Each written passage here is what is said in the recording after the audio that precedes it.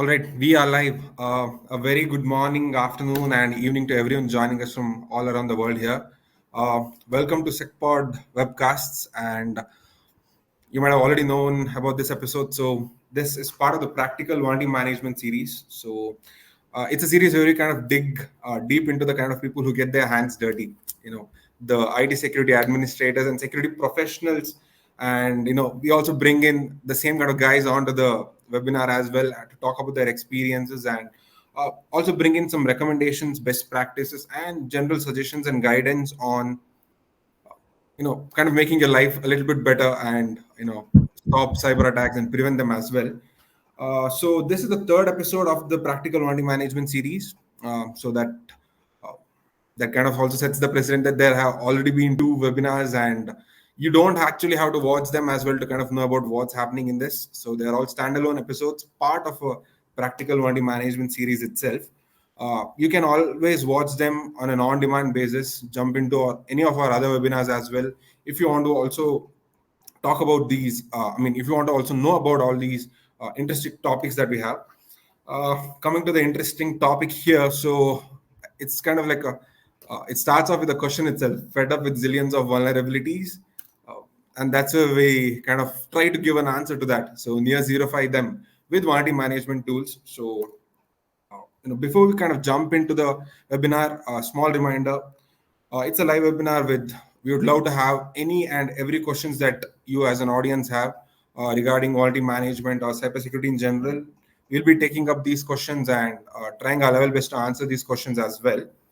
Uh, Jumping in, so today I have two experts with me here, and I would like to kind of call them as the cornerstones of this series.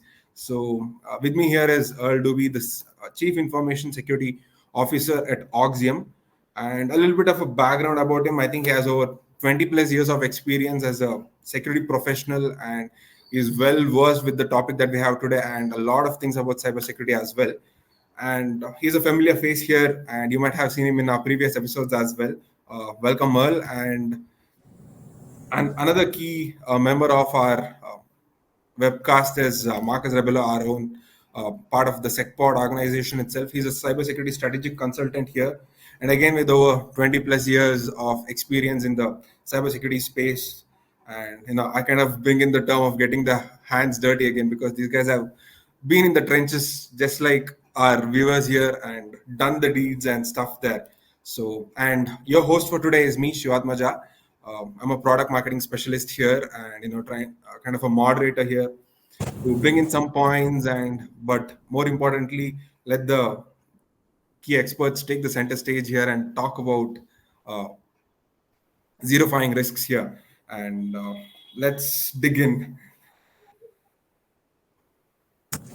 So, yeah, today's agenda: a quick overview of what you can expect from the webinar, practical challenges. So, these are something that you'd be a little close to heart. Some key challenges that you typically face in your IT and security business, if I can kind of call it as.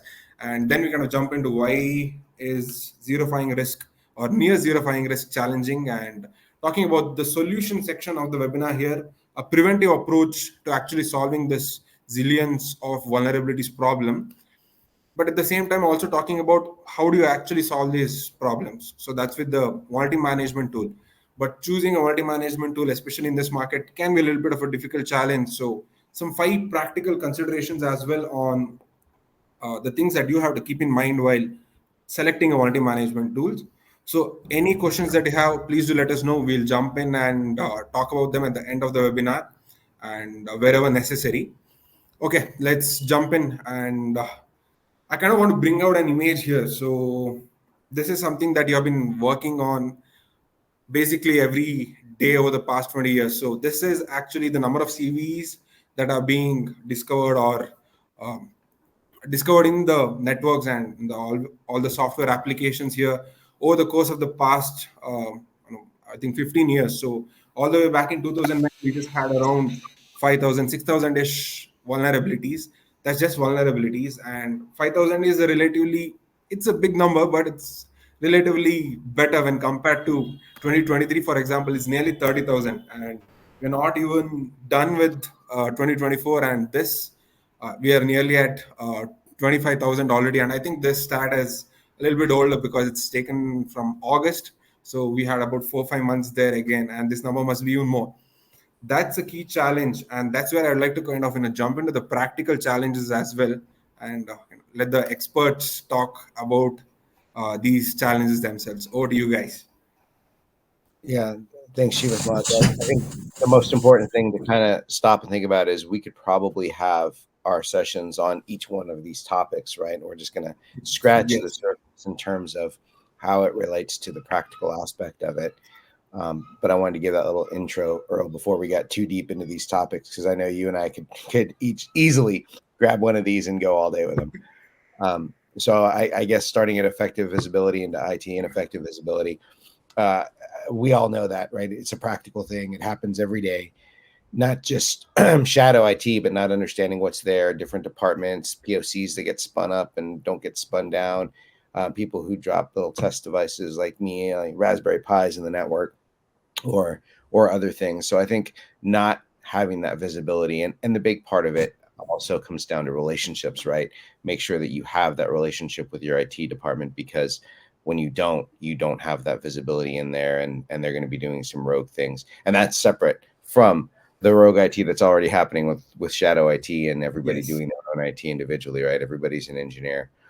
So I'll pause there, Earl, and turn it over to you. I mean, I'm sure you've got a whole host of things you want to Yeah, talk like you said, man, we could definitely do an entire episode on each one of these, and just kind of all of the horror stories that we've seen over our career around pretty much each one of these. But I do want to just take a second to go back to, you don't have to bring it up, but going back to that previous slide, when you see that rapid increase in the number of vulnerabilities that we have to deal with, you know, in the way beginning days, it was conceivable that people could just kind of keep track of the vulnerabilities based on bulletins that came out, or just different things that came across their desk. But when you look at that kind of a sharp increase, there's no conceivable way that anyone can keep track of all of those vulnerabilities just by looking at bulletins or looking at newsletters or emails. And so you really do have to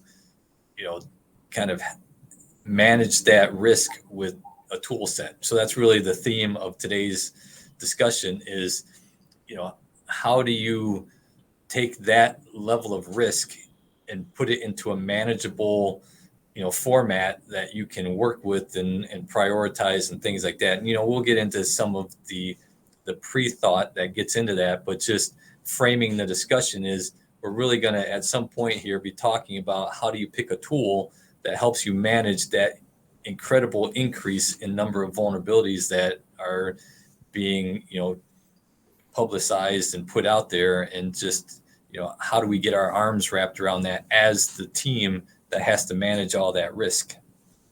So now back to this slide, the ineffective visibility into IT, that really is kind of the key piece of this. All these other things are true, but it's that lack of visibility that is what the tool is supposed to, really get around.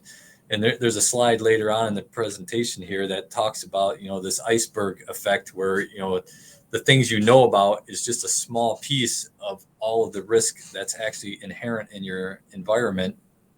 And, managing that visibility is pretty challenging. And the other piece that plays into this is when you look at the security team, and then you look at the infrastructure team, and then you look at like the network team. So you have all these different teams just within IT, and they all want to have a different view of that network. So network is looking for throughput, and they're looking for, how many, how the bandwidth is working. The infrastructure team is looking for, user impact and things that aren't working to user specifications. And then the security team is trying to figure out, like, where's the risk at in all of this environment.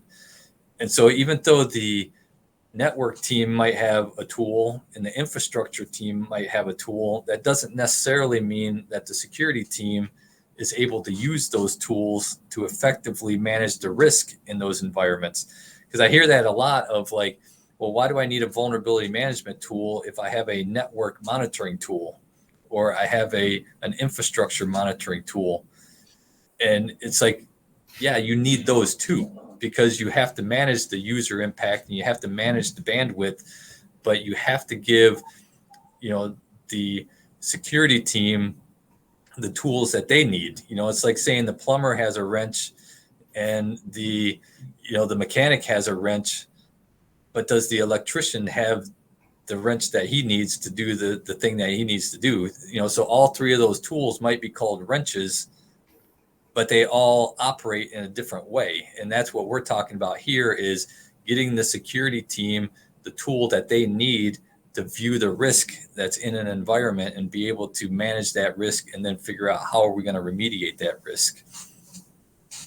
Yeah, and I think you touched on that third bullet down there at the bottom, which is near and dear to my heart because as many of you have heard me talk about in different webinars over the years, I really didn't like having to sit there and build a spreadsheet for a risk priority for each of the devices and the services and just a lot of tools out there are building that just off of CVSS, and obviously that's just gonna not be enough. There's a whole nother layer, if not two or three, that need to go on top of that, really, for you to understand in your organization what that prioritization should look like. You're not just out there whacking them, playing whack-a-mole, doing the let's get out the tens. You're not out there just saying, okay, well, these are my critical revenue driving systems that I'm going to maintain, and then forget about back office finance or sales or engineering or another department.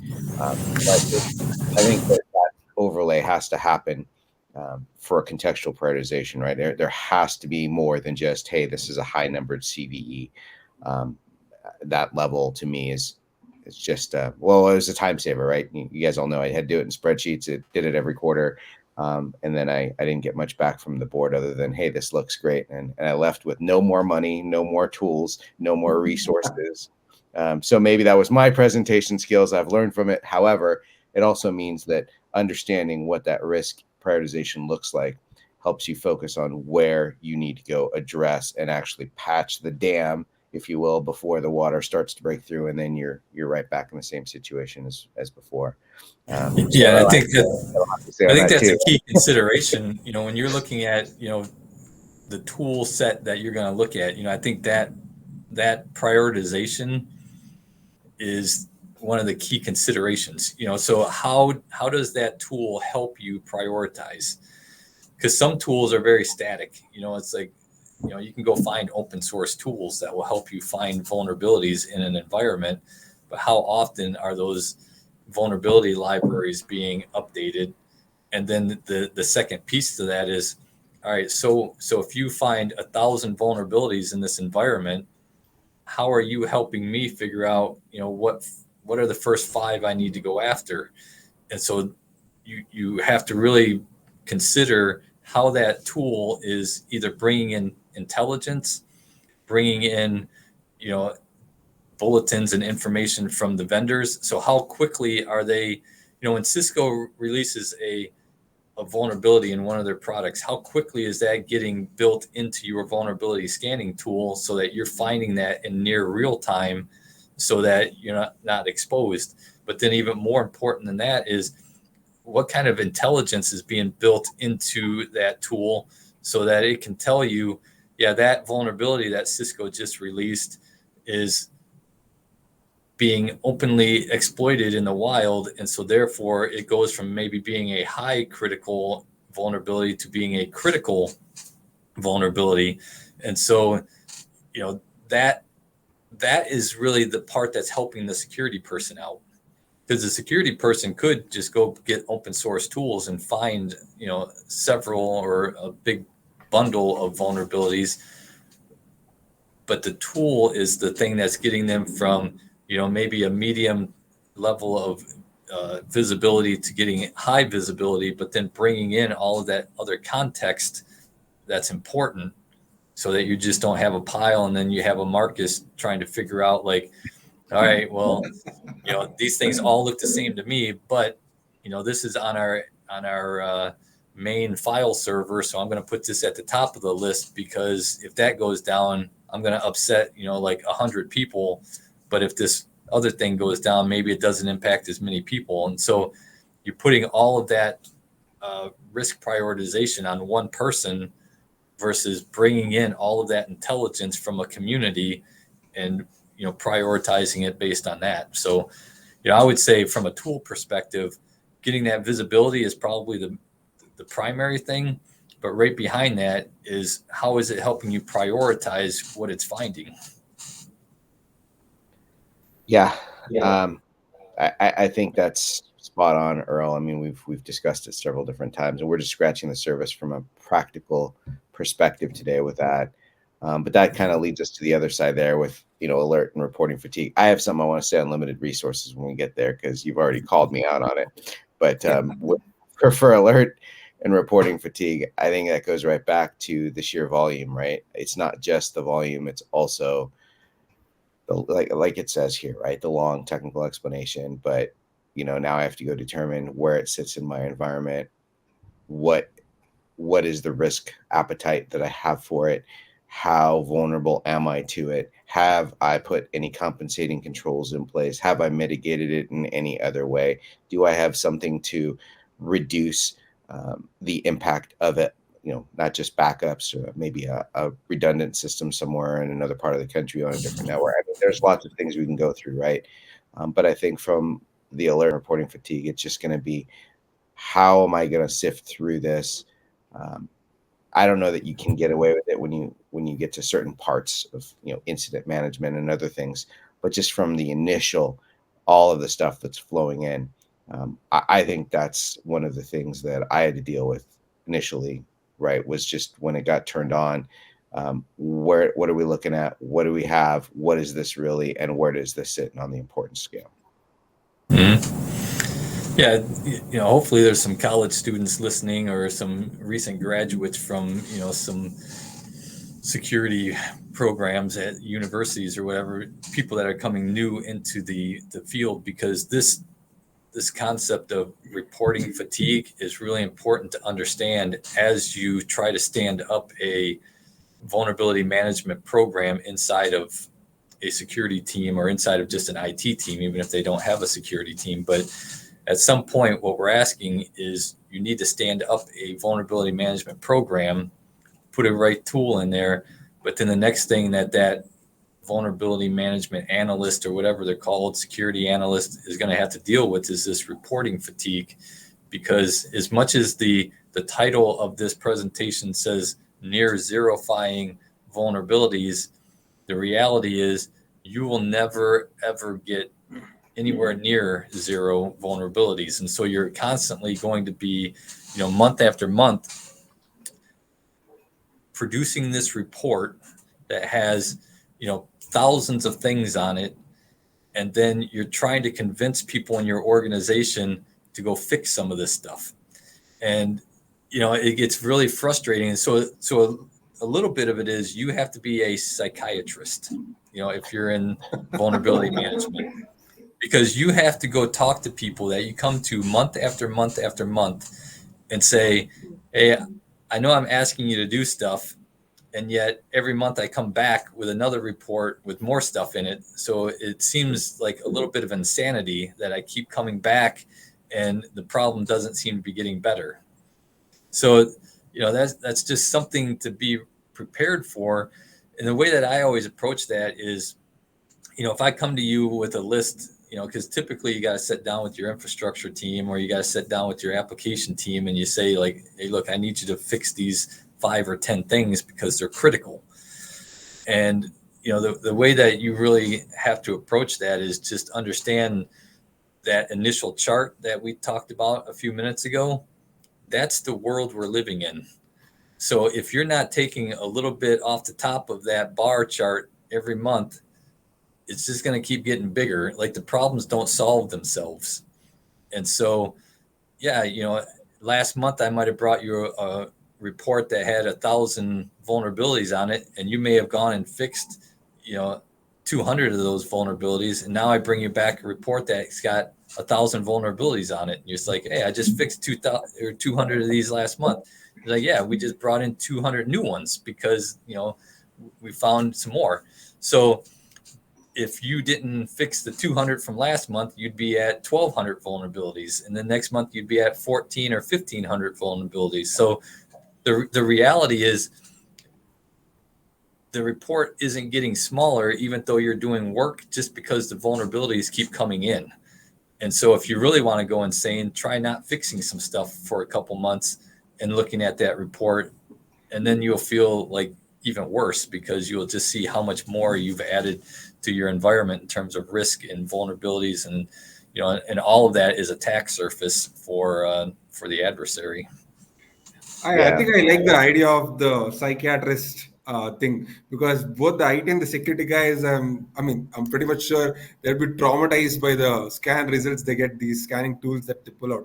There'll be typically pages and pages of hundreds and thousands of millions of risks, and often they're kind of left at that left at bay, or I'm not sure what the term is called, where they're kind of clueless, not sure what to do. But What yeah, actually that, talk about that's it. the worst thing. That's the worst thing you can do. Like if you're trying to stand up a vulnerability management program and you run your first scan and you get this report of 1,000 things on it, and then you just go over to the infrastructure team and say, "Hey, fix this," and throw them a report with 1,000 vulnerabilities in it, you will not have a vulnerability management program for very long, because they're going to go right to the CIO and say, "Hey, this guy is crazy, or this lady's crazy, and we can't do this." And they'll end up just saying like, "Hey, we can't fix all these, so just turn the scanner off." Yeah. Because like that literally happens. It's like, "Hey, look, that's so much bad news. I don't need any more bad news, so turn that thing off." So that's where I say the psychiatry has to come into effect, because that no one's going to fix 1,000 vulnerabilities in a month. So you have to set reasonable expectations. And that's why I always say prioritize it and take the top 5 things on that list and go fix them, because 5 is a number that most people can wrap their heads around and say, yeah, I can work that into my normal work. My existing workload isn't going away while I fix these vulnerabilities. So you got to give people something manageable. But that's why the prioritization is so important, because if you can only get 5 things fixed in a month, you better make sure that those are the 5 most important things to get fixed, and not be fixing low risk things just because they're easy. You got to fix the things that are going to be most impactful to the organization. And so all of these things kind of play together at some point, but you really have to learn how to manage people and how to manage expectations, as you're sorting through that big pile of vulnerabilities that's going to pop up. Agreed. Yeah, go ahead. So I feel like we are at the stage where we might actually have to prioritize these challenges themselves and see, okay, yeah, this is a challenge. Okay, maybe I can try to solve this with the vulnerability management tool as well. But I kind of also want to talk about how did these challenges actually come up with. So that's where the idea of talking about the approach comes into play, and that's how I'd like to kind of bridge into the next topic here. So why is zero-fine risks, which is our end goal, challenging? Before you do that, I want to talk about the limited resources, right? Yes. Because that's just such a key factor in selecting a tool, right? All of us have limited resources. I have had conversations with Fortune 100 companies that had a cybersecurity team of 8 people, 8 for the entire organization. Okay? I've had conversations with large companies that had 0 cybersecurity, and this is before having a virtual CISO or outsourcing it or getting some leverage in it. So I think limited resources and understanding what those resources do and what you can take off the plate ties into tool selection. It's not just a vulnerability. It's what else can it do for me? Because finding the vulnerabilities is great, but like we've already discussed, how about reducing and consolidating what all those vulnerabilities look like from the alert and reporting fatigue perspective, the contextual prioritization that goes well above and beyond just, hey, this is a 10, 10, 10, 10, 10, 10, 10, 10, 9, 9, 9, 9, 9, 9, go down the list. That doesn't help anybody. It tells you the severity potentially, but it doesn't tell you if something is a 3 or a 4 that's being actively exploited, how is that going to pop up to the top of your visibility? So I think all of that comes into play. And on the limited resources, Earl, you said part psychologist. I say part salesperson. If you're not in sales, as a cybersecurity person, I don't think you can succeed. And here's why. You have to sell, like Earl said, the list. Hey, but we've got 5 off of that list. That's a good thing. You have to sell that you need the resources. You have to sell that this report means something and what it means to the organization. You have to sell that you need money for tools, which is why I wore the green shirt. If you notice, I color code my shirts to the topic of conversation, Earl. So, you need to sell to the executive leadership team, to the board, to these other organizations. Hey, look, I know you're in engineering, you guys have deadlines, but we've got 1,043 vulnerabilities, and I just need to help you fix these 2 right here. Can you help me fix these 2? And that's where part sales person comes in. I can't tell you how many people, I don't want to say bribed, but I bought lunches or dinners or beer or coffee or whatever was their thing that they wanted or needed, to just give me those 5 to 10 minutes to work on that. So I think limited resources. Okay, so speaking of that, Yeah. if you were the security person, and you were like the one person that was, doing vulnerability management in an organization. So you were the one that brought in the tool, you started doing the scans, you got the report, and now you are kind of laying out your schedule of, all right, I need to meet with the infrastructure team, I need to meet with the network team, I need to meet with the application team. So I got to talk to each one of these teams, I got to convince them to do something. So from the limited resources perspective, are you lobbying the CIO or the CISO or whoever? Are you lobbying them to add another one of you, or are you lobbying to add another person to the infrastructure team, the application team, and the network team to help them actually go implement these remediations? Yes. So what's your first sales I'm job also pretty curious about this. on that limited resources? That's a absolutely fantastic question, and I will tell you, because I was in that position and I had to make that choice. The first thing I'm lobbying for is a tool, and the tool is. But we already giving have me- the tool. We already Okay. have the tool, because that's what you use to produce this big long report that Okay. you're going to go meet with these people on. Okay. The next thing I'm going to lobby for is going to be another resource, because I'm having to still do all of these other things manually. And I need, even if it's a partial resource, right, from IT or networking or whoever that individual is, to help guide all these groups. I can't be, as a single individual, I can't be sitting with the finance team helping them fix their vulnerabilities and their issues. I can't be sitting with the executive leadership team hand holding them, fixing Okay, so their your So first I say- resource, your first resource request is basically a vulnerability project manager, like a Why do I call him a vulnerability project analyst, manager? a A vulnerability babysitter, analyst that handholder. is going to go work with all these different people. Somebody that's going to help divide the workload depending on the size of the organization to help support them. Because let me tell you, even if you have an IT individual, and that IT individual per group, you still have to go work with them, because one, they don't understand it from a security perspective. All they care about is, what's the technical thing I have to do? Where do I have to do it? Why do I have to do it? When do I have to do it? And what's the outcome when I do it? So those things need to A, be explained, but B, need to be rolled out to each of these different orgs. And working with, this goes back to part psychiatrist, working with each of the organizations is a different approach. You don't go up to the CEO and say, I need to make this change on your PC. If you don't have remote capability, you'll do it remotely if you do. And the same way you would go up to somebody in sales, or the same way you'd go up to somebody in marketing or finance, right? So it is understanding your organization and what resource you have to divvy up the work. Generally speaking, you're not going to be the person doing the work in the larger org. You're going to be pushing that information as you're calling out. In smaller organizations, you might be partnered hip to hip with that individual that's doing the work, whether it's an IT person or the shadow IT person for that organization. Yeah, And all right. yeah, that's kind of like the bottom line, right? Is not just having good enough tools, but you also need enough support from all the other people in your, I don't want to call them as friends or something. The neighbors, the other people who kind of manage the other section, the things we can't have any control over, and it's the little things that matter. So the five Yeah, vulnerabilities that that's can why fix. whenever I try to introduce something new to, when I was CISO at some large companies, anytime I try to introduce something new, I would call it a program. So like vulnerability management program, or security awareness program, I think you're doing a because I said salute there itself. anytime you're introducing a program, it needs to come with people.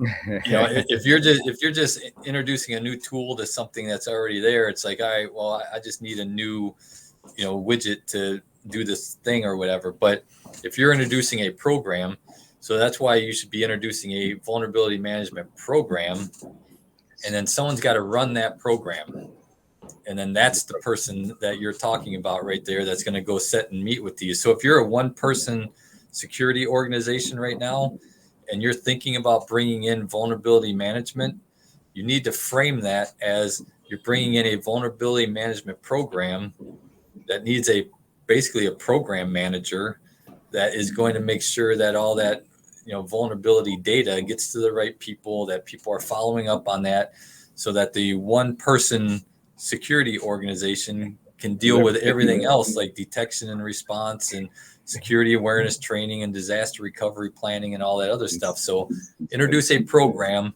and staff the program. Yeah, spot on, Earl. And I'll just say one more thing on that topic.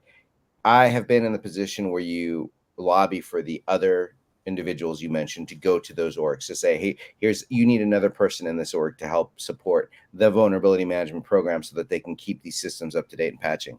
What I found is that person might have a dotted line to you, but they don't report to you. And ultimately, sometimes quickly, sometimes over a long period of time, that individual will slowly become just rolled up into their org doing their things and not involved, committed to, or working on the items that come from the original scope of why they were hired. They just become another resource to that group. So there's a huge danger in saying and lobbying for more resources for those groups that don't fall directly under your purview. Yeah, no, I've totally seen that personally many times where, it's like, hey, in order to make this thing work, we need another person in that group or that group or that group. And they, with a lot of work from me to get that done, they add that person. And then within months, that support is gone. So, all right. So now we can jump to the next slide there, because That's where next slide, I kind of want to. this next slide, is really just about a shift in mindset. So like right now, a lot of organizations, mainly because of what Marcus and I were just talking about in terms of limited resources, they are sitting in this reactive mode where they just deal with the attack. Then they work down back through the threat, and then they understand how did that threat get in, and then they work it back to an exposure, and then they'll go fix something. It's like, oh, we had this open port on our internet router or something. So they're working from an attack back to the vulnerability, and then they're fixing it after like millions of dollars worth of damage. What we're saying, and the whole point of practical vulnerability management, is we want to shift the mindset to this proactive security stance where let's go find the vulnerabilities, patch the exposure to keep the threat out, to avoid the attack. So it's a simple shift in mindset, but it has a huge impact on how security programs are prioritizing their budget. Because when you're in that reactive security, you're spending a lot of money on detection and response technologies. You're building out your EDR, your endpoint detection and response. You're building out a SOC. You're building out all of this stuff to deal with the attack. And what we're saying is let's shift that budget a little bit so that we're spending roughly equally on proactive measures as well as reactive measures, because you're still always going to have attacks, but let's reduce those attacks by spending in proactive formats in terms of vulnerability management, security awareness training, things that we're doing on our pace as opposed to the attacker's pace. Yeah, agreed. So I And I think, feel like, that's you have that limited resources we kind of talked about previously, and you have a little bit of that budget, but how can you optimize and, make the best use of the limited resources and budget you have? Would you rather do it before a cyber attack happens and, try to minimize that potential, I don't know, percentage or chances of getting cyber attacked? Or would you rather do it, the cyber attacks is already happened, the damage is kind of already done, you're already facing the consequences, then you're leveraging these tools, yeah, hey, let's find out how did this attack happen and whatever. That's, I wouldn't call it, it's an equally important way of looking at leveraging multi management tools, but it's a little bit of a better way of doing it would be, hey, take a step back and leverage your multi-management tools before the attack happens itself. That's where we kind of jump into the next slide as well, where I kind of want to talk about the iceberg concept again. I feel like Marcus can talk a bit more here because discuss this a lot here again. Yeah, I think Earl actually has the best explanation, but from the way of looking at it, right? What typically people are seeing are those vulnerabilities above the waterline there, right? You can call it the Titanic iceberg. You can already see from the imagery how much more of it is below what is typically visible, right? It's all these other things that add up. It's not just a CVE, it's all these other things. It's the asset exposures, the misconfigurations, the anomalies, missing patches that you may not know about or have forgotten about. Those things add up to more than the sum of just the CVE that's visible.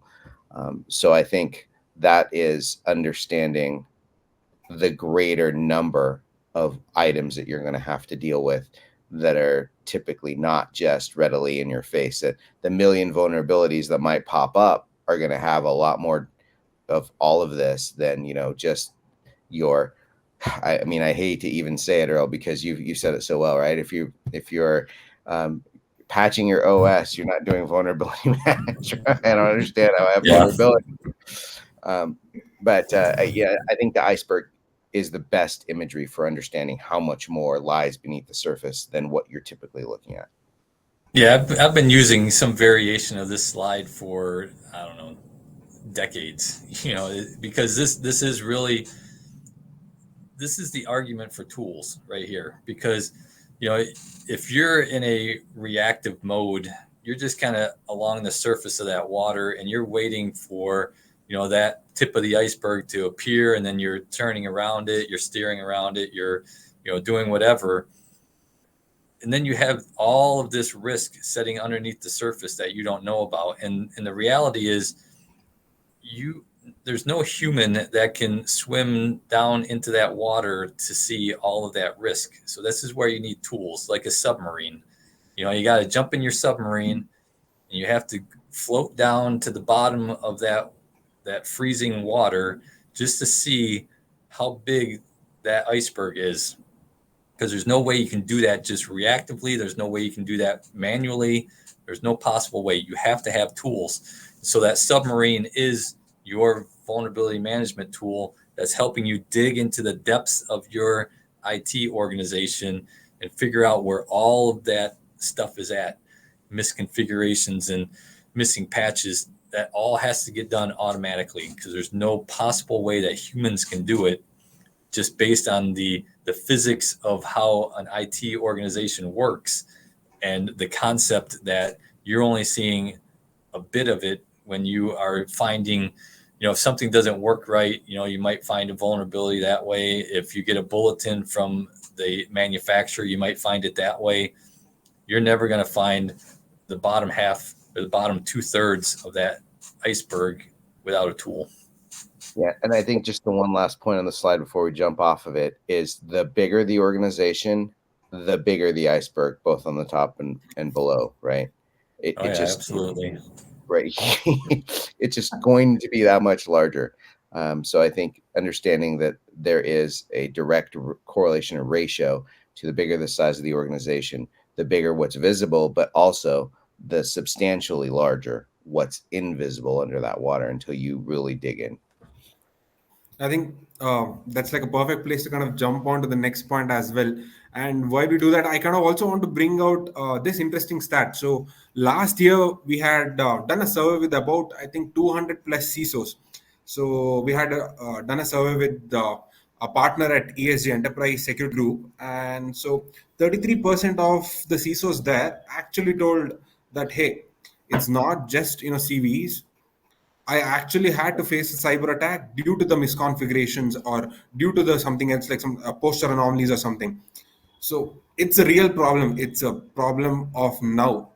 It's not just like, hey, it could be maybe tomorrow we can probably think about it. That's not the issue. There have been so many high profile cases and cyber attacks that have happened because people just didn't But give enough importance to well, not I like how vulnerability. you've kind of put these two slides next to each other because like in the previous slide, you had the iceberg Iceberg, where yeah. the reaction was kind of at that top layer. Here we've inverted the entire pyramid here, so that prevention piece is really the bottom part of that iceberg, and we're saying just from a level of effort, because I look at this in terms of like level of effort and level of like attention or priority. So we should be putting prevention way higher on the priority scale than, I would say, probably 90 some percent of the organizations that I see do not look like this. They look more like the iceberg, where that response and recovery is at the top and prevention is like nearly forgotten about at the bottom.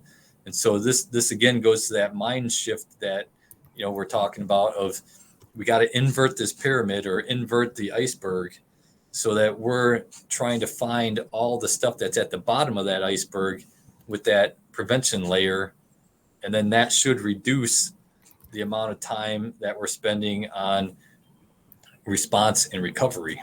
You're always going to have to do that detection piece. So prevention and detection, just like it's here, that this should really be the way that organizations view these different areas of security. Yeah, I want to touch on it though, because I think historically, right, prevention was always hard. It was the last stair step to achieve.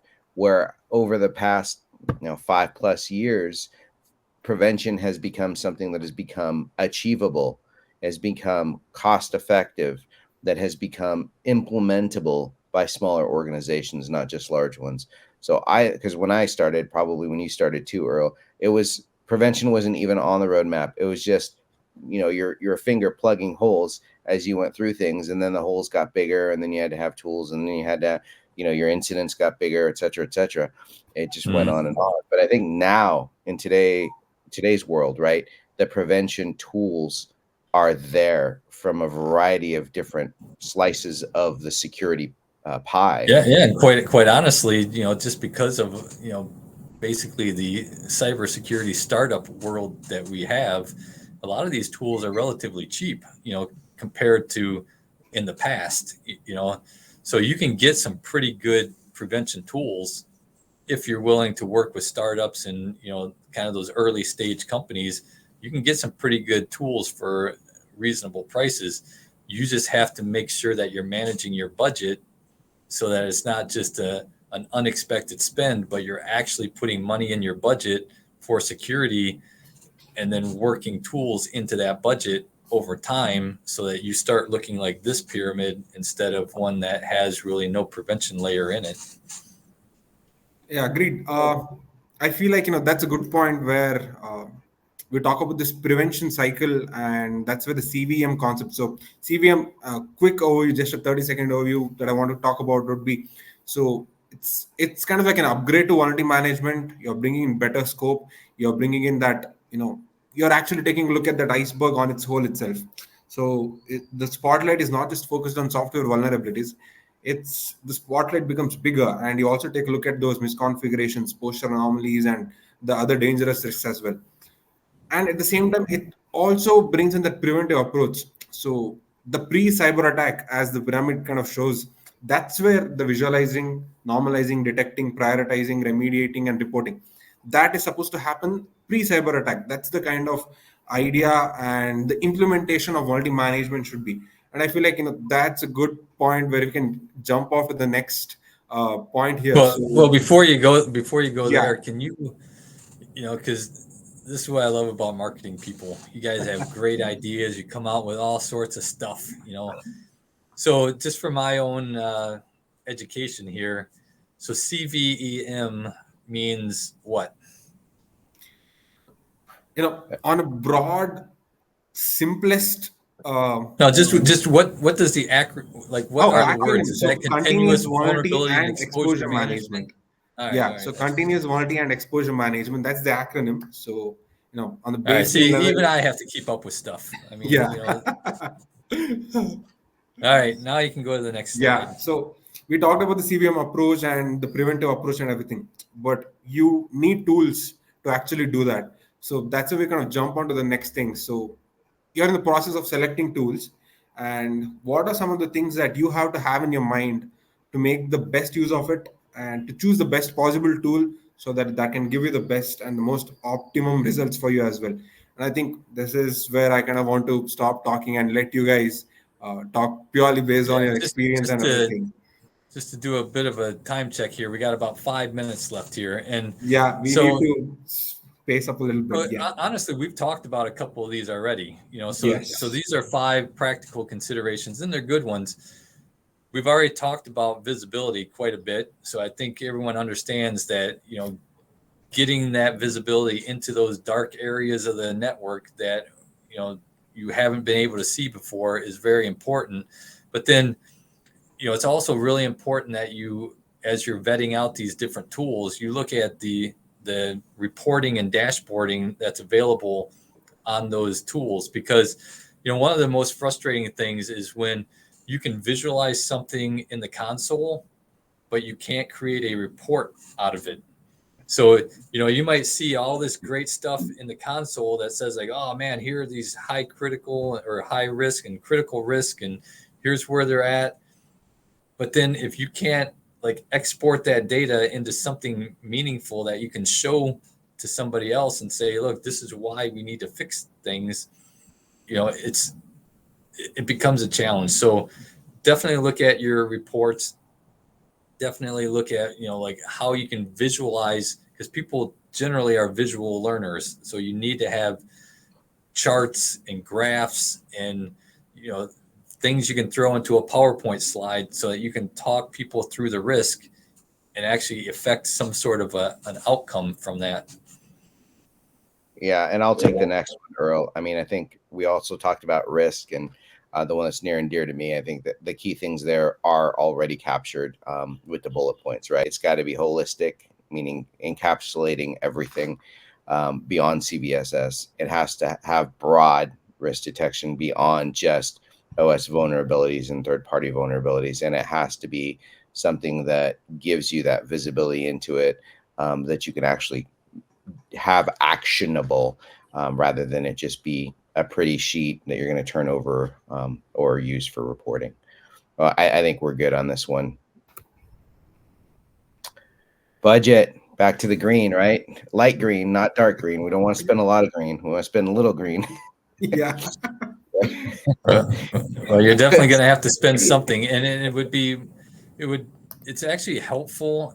And I know that a lot of people that are setting budgets don't necessarily know what to do, but when you're out searching for tools, you should already be working with your finance team to establish a budget, because chances are you're not just going to be pulling money out of the petty cash drawer to pay for your vulnerability management tool. You need to build that into a budget cycle so that you say, hey, in Q1 of next year, I need $100,000 to invest in a vulnerability management tool. And so that's part of the battle, is just making sure that you're exposing that cost to the rest of the organization so that you're not getting a lot of pushback when you say, hey, I need money to go buy this vulnerability management tool. You have to kind of forecast that out, go talk to the people and make those deals and barter and do whatever you have to do. But you're going to need a lot of people to buy in to the money that you're going to spend in order to get good tools in place. So that takes work and that takes planning. So I'm just telling everyone, don't just think you're going to walk into the CFO's office, today and get a check written because you picked a vulnerability management tool. You need to work that through the process. Yeah. One small thing that I kind of want to add on to. So, Marcus talked about, wearing the green shirt and talking about greens there. But the thing is, here in India, the notes are all, a bunch of different colors. And coincidentally, I happen to be wearing the color of the highest denomination as well. So it's, kind of like the red and that. So I too am dressed for the occasion here. So I think. Which has no direct correlation and to selecting. I have a black background here because I want to keep all these companies in the black. Yeah, we don't right. Not in the we red. don't want to break them and put them in the red. So just budget ahead, plan ahead. You can start to get forecasts on what these costs are, months ahead of time as you're going through the vetting process, because they'll tell you quotes up front, and then you can just kind of do your your analysis, and hopefully you're lining up your finance team for what's coming so that it's not a shock to anybody and you can actually get the tool that you want. And just on the practical aspect of it, Earl, I'd say, one, make a list. First of all, make a list of all the things you want, all the things you think you need, all the different tools you think are going to help you. Two, go through and make your consolidation of, oh, well, this tool does this thing, and figure out what you distill it down so you have a tighter list. Three, prioritize it. Four, get your pricing for it. Five, submit the whole list every time, because you can't get it if you don't ask for it, and you can't budget for it if you don't know what your priority is of what you need first. And you certainly can't fix it if you don't know about it. So that's the practical, if you will, aspect that I'll throw in there on the budget side of it. And even taking that a little step further, because there's a lot of times, now in the role I have, I go talk to mid-sized companies, and one of the first questions I ask them is like, what's your security budget? And this is before we're even talking about how can I fix whatever it is that they whatever their concerns are. It's like, what's your security budget? And almost every time the answer is, well, we don't have a security budget. And so you're already challenged, because everything you bring to them to fix a problem is then going to be equated to, well, we're going to have to take this money from somewhere else to buy this stuff. And I'm not saying that's not true even if you have a budget, but at least you've thought that through ahead of time. So even if your security budget, say you're a $500 million company and your security budget is, I don't know, let's call it $100,000. There's at least some things that you can get done for $100,000 before people start having all this anxiety about where's the money going to come from, because you've already set up, like, our security budget is $100,000. So you can get a lot done with $100,000. And then, you might realize that really your security budget needs to be $250,000, but at least those initial corrections aren't met with a bunch of financial anxiety about where the money's going to come from. So I would say, even if you're not like anywhere near where you think you want to be in terms of security, at least set a budget so that you have some landing space for some of those initial corrections that need to happen. Yeah, spot on. All right, so integration capabilities. Marcus, what do you think about that? I mean, I lived it, right? So cross-platform and multi-OS support. I had two different scanning tools for 4 different operating systems, 3 different patching tools for 3 of those. One of them I had to do manually. Near and dear to my heart, right? Make sure something can handle as much of it as you can. 1, you don't want to learn all of these tools. 2, you don't want to maintain all of these tools. 3, you don't want to pay for all of these tools. And 4, you don't want to have to worry about a tool not being able to deal with whatever it is you need to deal with when you're talking about addressing a vulnerability or looking for a vulnerability or being able to categorize and prioritize. I think having a cross-platform visibility and ability to do that with one central location is so huge. I can't tell you how many times it was like, oh no, I gotta go over here and I have to log in. And all the logins associated to it, right? Of course, these days we have password managers. Hopefully everybody on this webinar and everybody who's watching this, password manager, 15 character minimum. Go on and on about it, right? But yeah, I mean, it just makes so much sense from a time perspective, especially for a small organization. Integration is great, but I would say that cross-platform support is number one on my list from a practical perspective. What do you think, Earl? I mean, you lived it as well. No, I agree, and I think that actually kind of goes right into the next one of the ability to scale. And so when you're looking at 4 or 5 different vulnerability management tools, how can that tool scale up with you?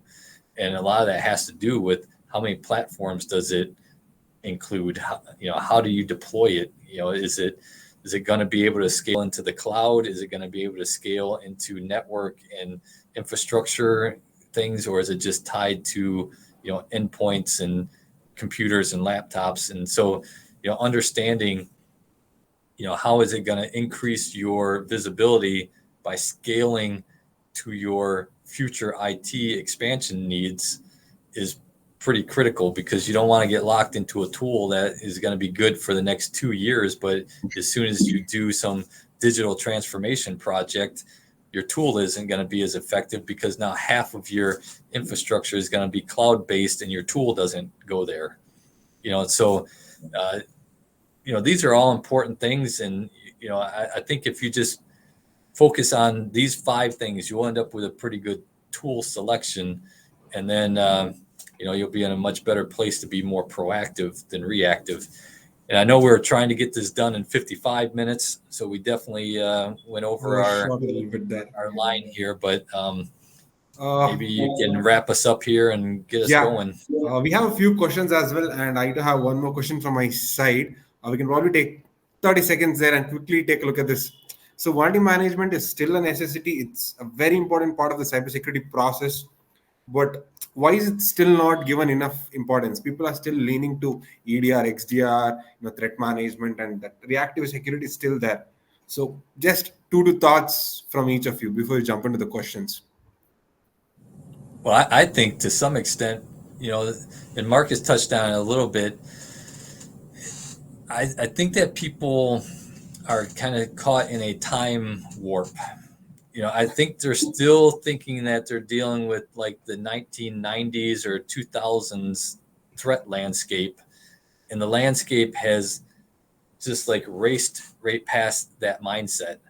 And so they don't understand just how dynamic the threat landscape is and how intelligent and crafty and resourceful and government backed the adversary is. And so you have to change your mindset. It's kind of like, I bring this up a lot, and some people like the analogy and some people don't, but imagine you built your house outside of a city, and you had a nice house, but then the city kind of expanded out to you, and all of a sudden now your house isn't setting out in a nice meadow with some trees around it. You're actually in the bad part of town where all the bars and the nightclubs are at. Your threat landscape has changed. The amount of people walking by your house has changed. The type of people have changed. So where you might have gone to bed and not locked your door at night, now you have to maybe put some bars on your window. You have to put a fence around your house. You got to put some security cameras up. So time changes and your threats change, and you have to adapt to that. And I believe that a lot of people just haven't adapted to the new threat environment, a lot of times because they don't have a security team telling them that their risk has changed. So I have a different take on it, which is almost a corollary to the last thing you said. By the way, you forgot the guard dogs, so forget about the guard dogs. Right. When I look at this, the first thing that comes to mind is somebody looking at me and saying, but I'm doing vulnerability management, aren't I? I think it's in the back of their head because they think they're doing it, and because they think that they have something that's already addressing this concern, and they have no idea what actual real vulnerability management is. I think that's why it's in the back of people's heads. Well, I think there's probably 2 different types of people out there. Well, there's probably more than that. There's the people that actually get it, but I think there's two other types of people, which are the people that haven't realized that times have passed them by, and then the people who think they're doing the right thing. But that's why you have to kind of come to the experts and have these conversations and maybe change your perspective a little bit on how you're doing risk management for your organization. Yeah, I think we are running late here. We kind of have to wrap it up quickly. I have one question for you guys from the audience. So it's a pretty insightful question. So how do you actually address the problem of unknown and shadow IT assets lurking in your network? Marcus, that's you all day long. All right. The pyramid. There's three things you can do. One, it's a people problem. Go work with those organizations, those groups, take them out for a beverage, a meal, whatever it is, become their friend. Let them know that you're not the adversary. The other thing, you're going to not trust but verify, right? If you can't get anywhere that way, or they tell you something, you're going to be employing tools. Tools are going to be identifying, locating, and picking up those shadow IT objects, because, hey, they got to communicate. So that means they have to be on the network. If they're on the network, you need to know about them. If you need to know about them, you need to discover them. So having some kind of continuous discovery to find those things is out there. And the third thing you want to do is control the network itself, right? If you have the ability to, either through your relationship with IT or directly through just being the security organization, control what gets added to the network. If they can't put it on the network, if you don't allow it on the network, you lock it down, and that's another way to do that. Now, obviously, that one can get a little bit contentious with certain groups and organizations, but that pyramid of three is the three different ways that I look at addressing it. Earl? And just to clarify, that's people, process, and technology. Is that the pyramid you're talking about? I think that's Come on, nobody something. wants to actually hear that after they've been hearing it for 30 years. Well, okay, because I can think of a lot of different pyramids, but yeah, no, I agree. It's again, it comes back to psychiatry. You got to understand how people operate, and you got to be an amateur psychiatrist to say, like, a lot of times people might feel threatened that you're going to take away the thing that they're relying on to do something. So you got to talk to them and express to them, some of the risk and why it's not a personal thing. And yeah, the tools are important, and so I agree with you 100%. Or is the pyramid psychologist, salesperson, technologist? I believe it's that too. I think I have that pyramid sitting on my desk. I think that's a good point to kind of conclude the webinar as well. So before we kind of close off, so thanks to everyone, and especially thanks to Marcus and Earl for the awesome banter and the endless talk about trying to zerify. And I don't want to bring in zerify because I feel like Marcus is not really, he's like, he's not very sure about the term zerifying. And that's why we kind of change it to near zerifying. And that's the intention for, that's kind of like the goal we have to keep in mind and try to, hey, zerifying is kind of difficult, but hey, let's try to near zerify our attack surface and try to prevent cyber attacks.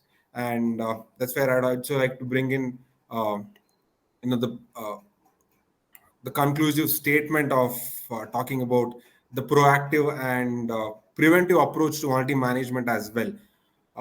So I think that's about it from our side.